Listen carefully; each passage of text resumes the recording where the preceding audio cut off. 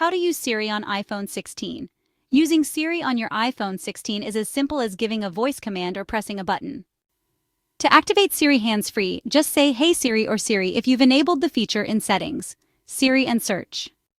If you prefer the manual method, press and hold the Action button on iPhone 16 Pro models or the Side button on standard models until Siri appears.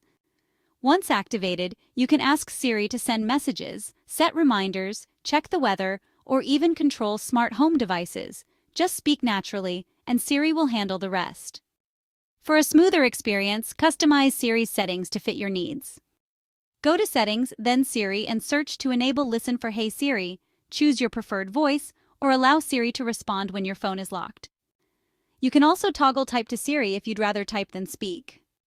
Whether you're setting alarms, getting directions, or making hands-free calls, Siri on iPhone 16 is your pocket assistant, fast, efficient, and ready to help whenever you need it.